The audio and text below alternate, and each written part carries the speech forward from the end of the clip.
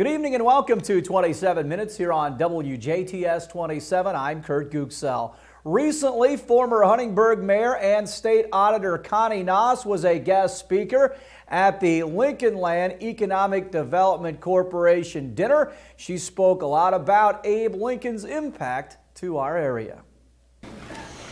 Kentucky, because he was born near Hodgenville in Kentucky on February the 11th or 12th in 1809 to Thomas and Nancy Hanks Lincoln.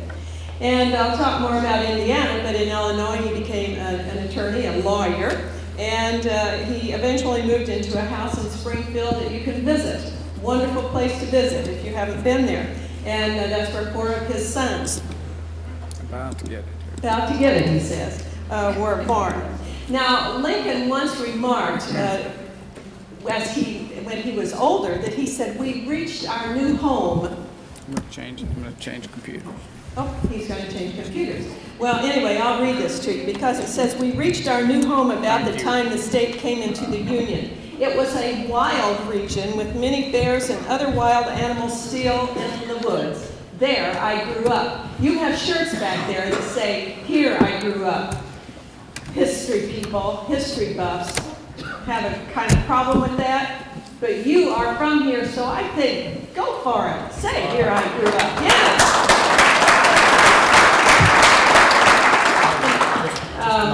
They think it should be "There I grew up," but boy, it's here.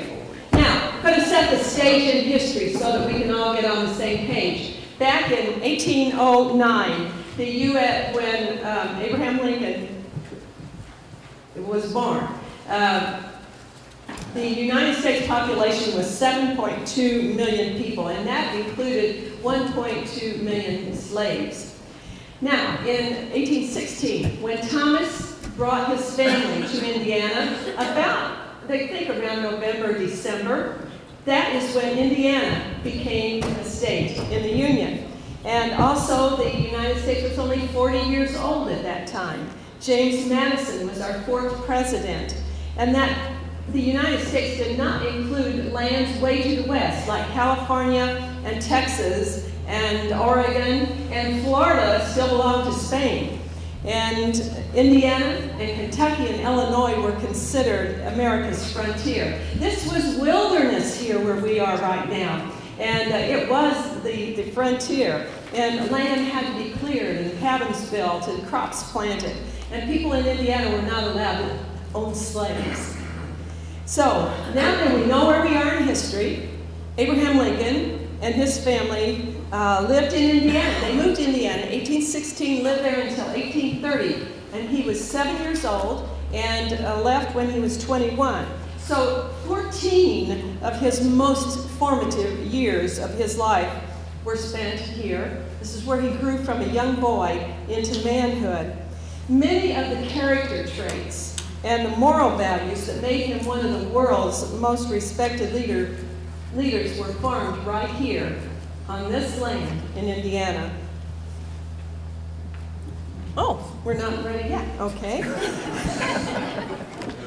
Many dramatic events occurred in his young life when he was here that really had to make him a much stronger person. His beloved mother died of milk sickness when he was only, help me out, 9 years old? 9 years old. And she is buried just down the road at the Lincoln Boyhood Memorial. And his beloved sister, who he loved so dearly, died in childbirth and is buried in Lincoln State Park. Now, Thomas, after Nancy Hanks died, he left Abraham and his sister Sarah there in the woods alone, and he went off to get his new wife, brought back Sarah Bush and her 3 children. So here all of a sudden they expanded with all these extra people in this little cabin, but Abraham he grew to love his new stepmother very much. Now today, go about 6. Today, Lincoln's impact is found statewide, and many sites are right here in Spencer County. I love to walk where I know that Abraham Lincoln walked. And I'm going to tell you something about a statue coming up, too, that going to be a surprise to you, perhaps. Okay, next. How do you want me to signal you since you're way over there? Like this? That's good. Okay.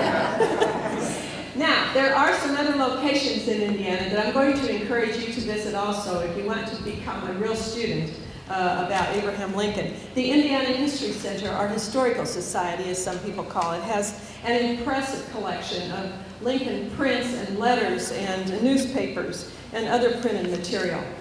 Also, the Lincoln Museum in Fort Wayne has hundreds of artifacts and images in galleries and interactive displays and exhibits. These are two must destinations for you if you want to expand your knowledge about Abraham Lincoln. Oh, I forgot to tell you to move on. One more. Okay.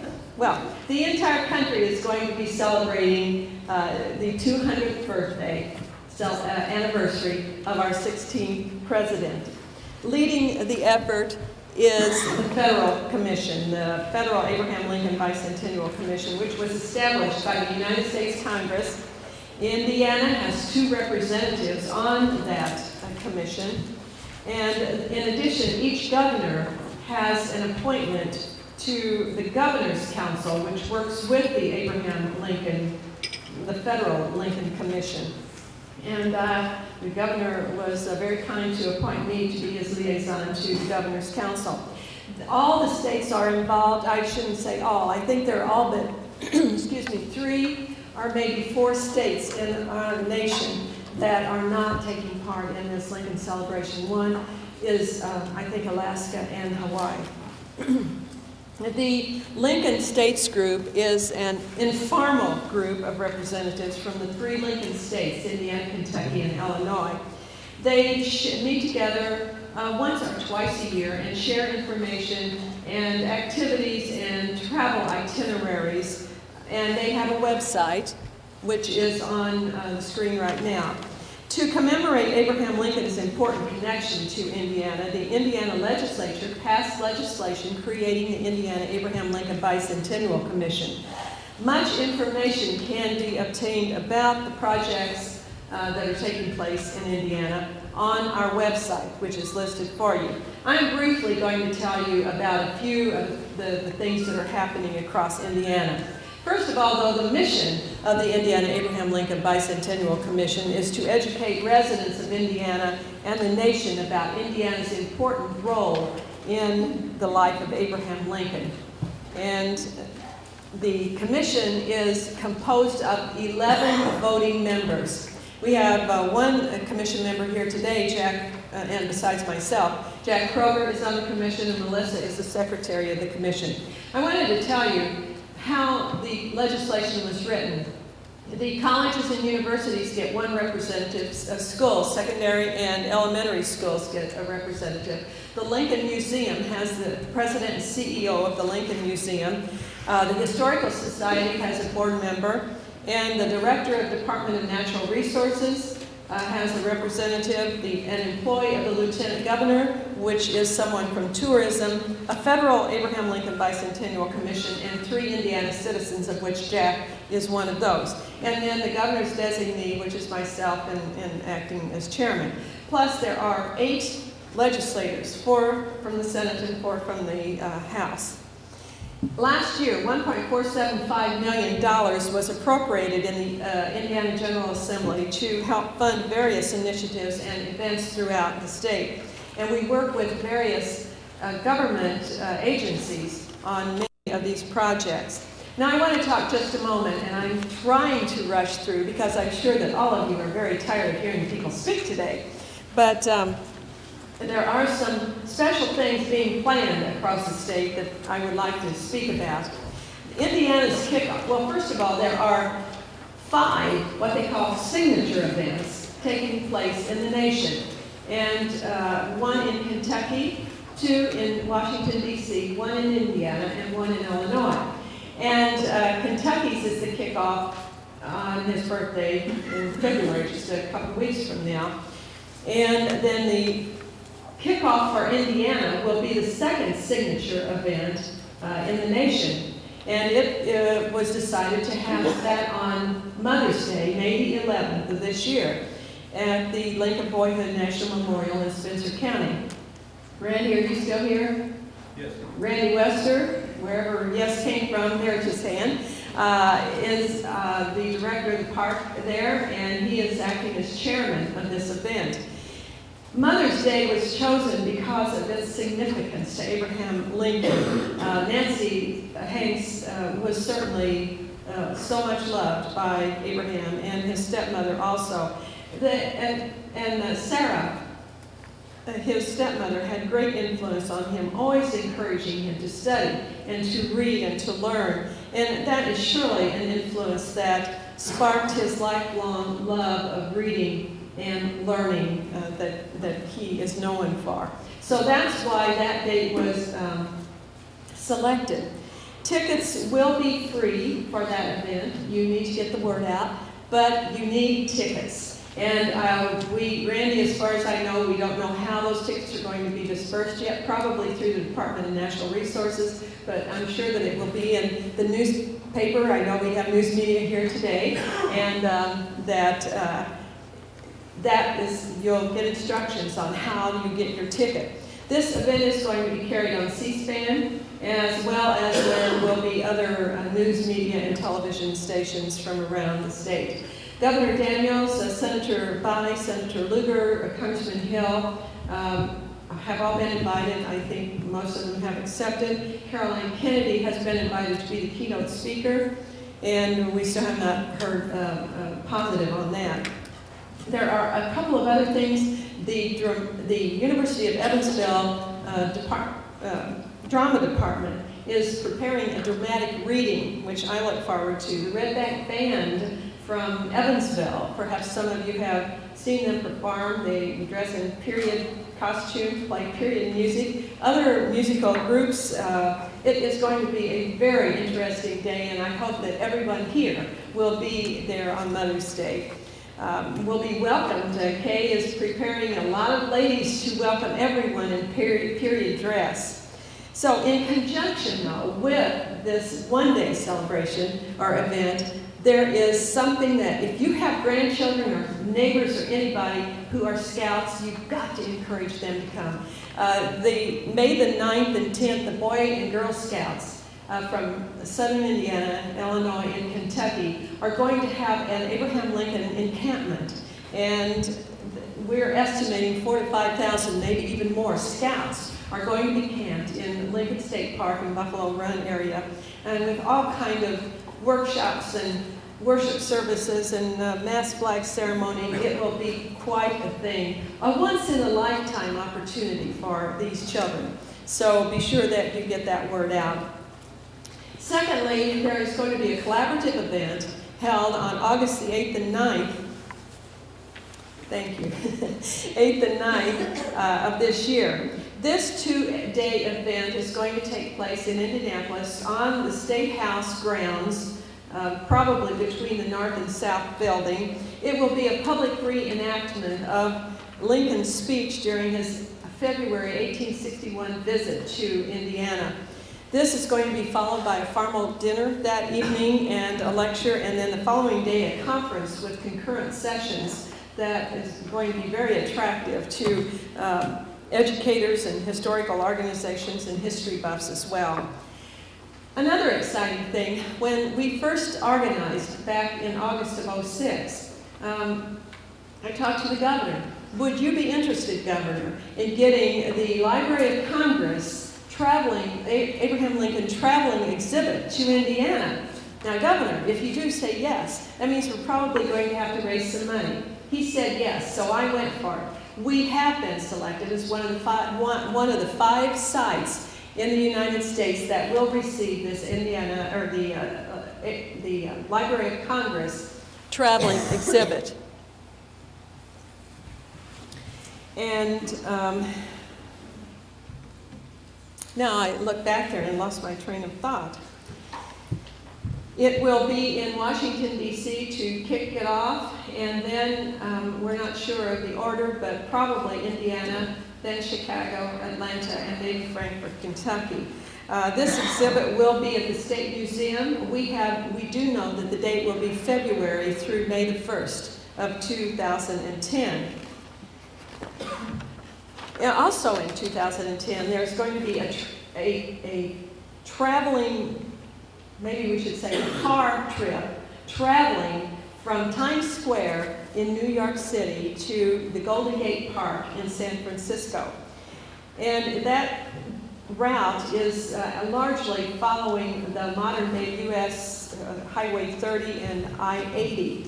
It will be overnighting in Fort Wayne and then going across the top part of Indiana through South Bend. This is the Lincoln Memorial Highway, and it was the first national memorial to Abraham Lincoln. People at that time thought that the Washington, D.C. Mall Memorial was unavailable to most Americans because you couldn't travel well at that time. You had to go by train. You had to be wealthy to travel across the whole United States. You had to have time to do it. So they decided to name the first transcontinental highway across the United States the Abraham Lincoln Memorial Highway. That will be in 2010. The Commission has spent a lot of time discussing and thinking about how we leave a legacy from this 200th birthday for our children and our grandchildren, so that what we do here today and spend the money on will live on for generations to come. One of the most important things that we think that we have done is we are working on education. A many-faceted approach has been developed. We've been working with Dr. Reed, the Superintendent of Public Instructions. We are sponsoring contests, giving away books, hopefully paintings, to every school in the state. We have an essay contest for grades 9 through 12, a PowerPoint contest for 6th through 8th graders, and a statewide commemorative stamp contest for K through 5. Every one of the 2,266 schools in Indiana will receive a grade appropriate book on Abraham Lincoln. That means that over 1 million children in Indiana will have the opportunity to be exposed to this great man's legacy. All schools, I want to say that, all schools are eligible to participate in all of these events if the principal, the superintendent, choose to do so. There are quite a few lesson plans already on our website and reading lists. So if you know teachers, or any of you are teachers, I don't suppose you are, you would be in school, you can go to our website to get that information. In addition to school projects, we have several other legacy projects. We are commissioning, and it has been voted on already, to have a work of art, a public work of art, to be placed in Lincoln State Park. Now, I've been going to Lincoln State Park. My grandma loved history, and she's been taking me since I was little. And I think back, I don't really believe that I thought about connecting the Lincoln State Park with Abraham Lincoln. Now, we're going to have a work of art, and it possibly may be located on the very land that Thomas Lincoln owned and sold, which is on the corner as you go into the park. So that is very exciting. This project is being done in cooperation with the Indiana Arts Commission and the Indiana Historical Bureau. The artist will be selected the first week of April, and completion of the work will be by June the 30th of next year. And this is certainly very exciting. One of our members the commission is a master gardener. He had a great idea early on, so we have now growing these beautiful blue, well, they don't look too blue there, but they are a beautiful blue President Lincoln lilac tree. And so what we have decided is that every school in Indiana will receive at least one of those trees. There will be ways for them to get more. Hopefully there will be some available for the public. These are not easily found, so this is very special. The children will learn about planting when they plant the trees, and about Lincoln at the same time. The lesson plan that was developed to go around with this project is built around Walt Whitman's poem, "When Lilacs Last in the Dooryard Bloomed," which portrays Lincoln's death. Walt Whitman was a great admirer and had great respect for Abraham Lincoln. So I think this is all very appropriate. And the FFA is helping with this project across Indiana, and the plants are being grown. Well, they're being grown on the East Coast. They will be shipped to Indiana very shortly now in the spring, and then be grown and be distributed in the spring of 2009. Now, did you all know that the carriage that Abraham Lincoln and his wife rode in the night he was assassinated, rode into Ford Theater, the night he was assassinated, is in Indiana? How many of you knew that? Only a few. Do you know where it is? Well, you can't tell. Do you know where it is now? It's at the Studebaker Museum in South Bend. We have given the commission has granted a $5,000 matching grant to help. They have another grant also to help with the conservation, the restoring of that carriage. And when the Abraham Lincoln Library of Congress traveling exhibit comes to Indiana, that carriage will be at the Indiana State Museum, so you won't have to go all the way to South Bend to see that carriage. But there's a picture of it, and I think this is so exciting that that will be part of our exhibit in Indiana that the other states will not have. The commission is also funding the placement of 4 new Lincoln historical markers, and these will be placed around the state at significant Lincoln sites. We also have commissioned Dr. David Baker of the IU School of Music to compose a jazz composition in memory of the Lincoln Bicentennial and Lincoln's time in Indiana. We had hoped that it would be finished in time to perform at the Mother's Day event. I don't think it's going to be, but it definitely will be performed in Indianapolis at the August event of this year. We are marketing various projects and activities on our website and through the Office of Tourism Publications and the Indiana Historical Society. Many of you have probably seen the new panels added to the Welcome to Indiana signs as you come into our state. This was a project of this commission. It's the panels under the large Welcome to Indiana signs. There is a smaller panel, as you can see on your handout, that says Lincoln's Boyhood Home. We have done this to alert travelers as well as Hoosiers that indeed Indiana was home to this special native son. And we have worked with the Indiana Department of Transportation on that.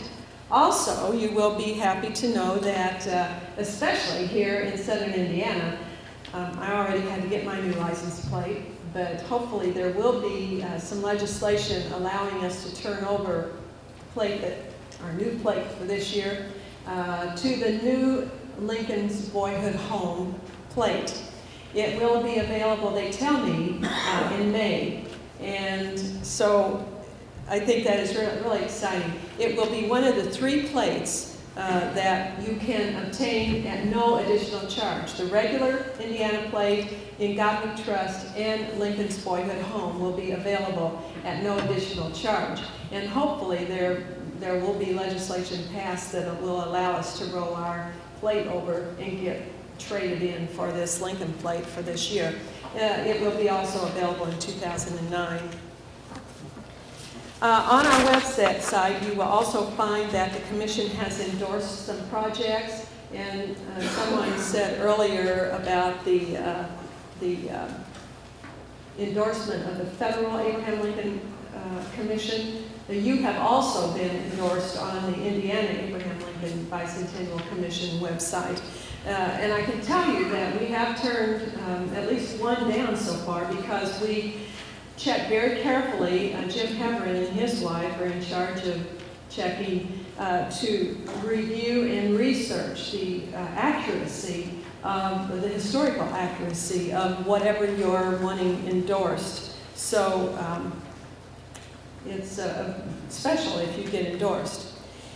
We have Lincoln traveling exhibits also available for museums through the Lincoln Museum in Fort Wayne and the Indiana Historical Society. And those traveling exhibits are free because we have given a grant to make them free to various museums throughout the state, and they can be applied through either of those two entities. The Lincoln Amphitheater, which you all have to be really proud of. I know that when it was first conceived, my husband was very involved in working on that with Ralph Kennedy and some other people here. But I am sure that most of you know that the amphitheater did receive funding to the tune of $1.3 million in this last year in the from the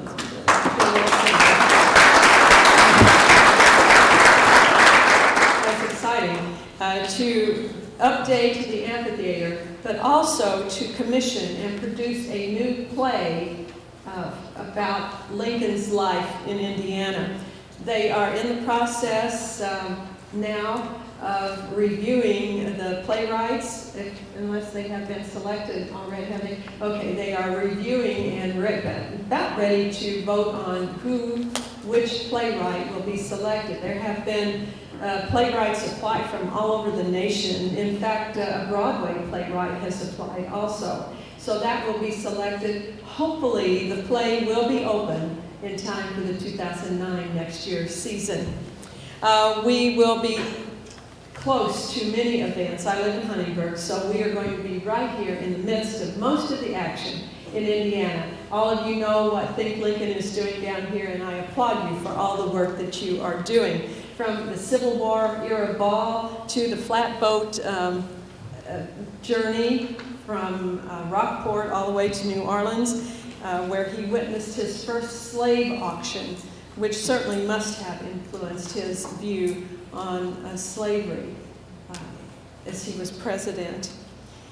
I think that we can be very proud that Abraham Lincoln grew up in Indiana, where he learned the value of hard work and ethical behavior and his love for reading.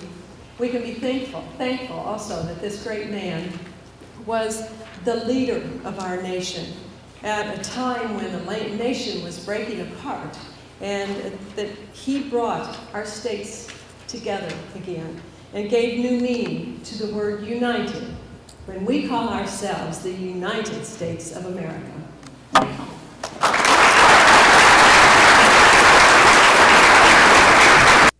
That'll wrap up this edition of 27 Minutes here on WJTS 27. For the entire crew, I'm Kurt Gutgsell. Have a great night.